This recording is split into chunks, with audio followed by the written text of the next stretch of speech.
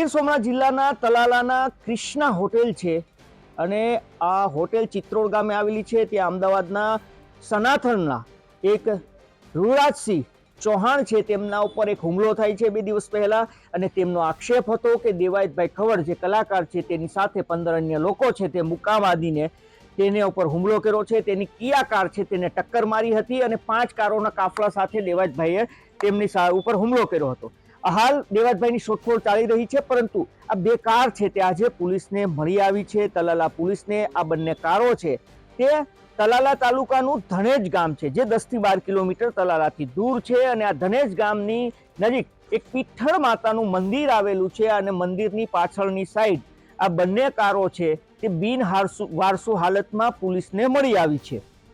દેવાયતભાઈ ખવડ છે તે છેલ્લા 2 દિવસથી ફરાર છે। તેની સાથે સાથે અન્ય 15 જેટલા લોકોના પણ નામ સામે આવ્યા છે। 15 જેટલા લોકો છે જે અજાણ્યા છે અને પોલીસે આ 15 લોકો સામે ફરિયાદ છે તે નોંધી છે, પરંતુ આ લોકોની શોધખોળ પોલીસ કરી રહી છે। પોલીસના હાથે ના તો દેવાયત ખવડ લાગ્યા છે ન તો અન્ય શખ્સો, પરંતુ 2 કારો આજે પોલીસના હાથે જરૂરથી લાગી છે અને દાવો થઈ રહ્યો છે કે આ બંને કારો છે તે ગુનામાં વપરાયેલી છે, કારણ કે આ ફોર્ચ્યુનર કાર છે। આ ફોર્ચ્યુનર કારનો આગળનો હિસ્સો છે જે તૂટી ચૂક્યો છે અને તેના ઉપરથી જ એવું કહેવાય છે કે આ કારો છે તે ગુનામાં વપરાયેલી છે અને આ કારો બંને ત્યાં છોડીને આ લોકો ભાગી ચૂક્યા હોય તેવું પણ મનાઈ રહ્યું છે।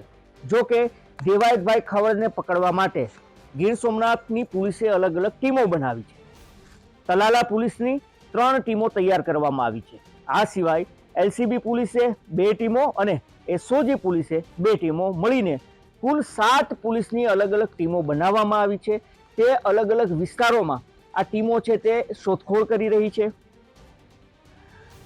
ટેકનિકલ એનાલિસિસ, હ્યુમન સોર્સિસ, બાતમીદારો, સીસીટીવી ફૂટેજ, આવા અનેક મુદ્દાઓ પર અલગ અલગ ટીમો છે તે હાલ દેવાયત ખવડની ભાળ મેળવવા માટે કવાયત કરી રહી છે। પોલીસ 2 દિવસથી આ વિસ્તાર છે છેલ્લા 24 કલાકથી ખૂંદી રહી છે।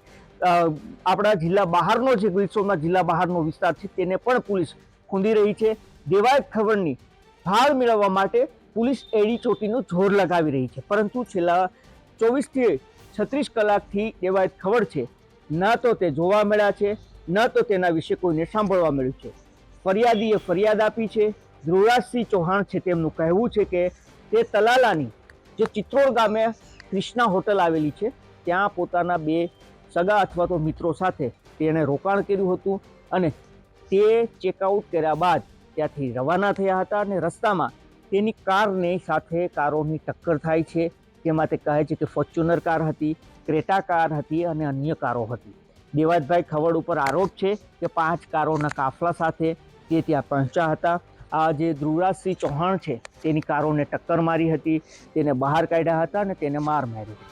આ તમામ લોકોએ મોઢે બુકાની બાંધી હતી તેવું પણ તેનું કહેવું છે। તેનું એ પણ કહેવું છે કે 46,000 રૂપિયા કેશ હતા ગાડીની અંદર, ગળામાં ચેન હતો જે ગાયબ છે। એટલું જ નહીં, દેવાયતભાઈ ખવડે તેને પિસ્તોલ બતાવી અને જાનથી મારી નાખવાની ધમકી પણ આપી છે।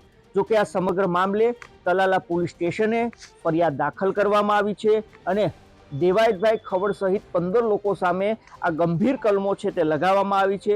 પોલીસે આ સમગ્ર મામલે કુલ 13 પ્રકારની અલગ અલગ કલમો લગાવી છે, જેમાં હત્યાની કોશિશ, મારામારી, લૂંટ સહિતની અલગ અલગ કલમો છે તે લગાવી છે અને હવે પોલીસ દેવાયતભાઈ ખવડની શોધખોળ કરી રહી છે, પરંતુ દેવાયત ખવડ છે તે પોલીસના હાથે નથી લાગ્યા, પરંતુ આ 2 કારો જરૂરથી લાગી છે।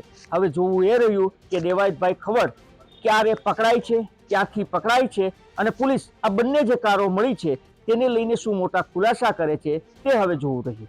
દિલીપ મોરી, ગુજરાત તક, ગીર સોમનાથ।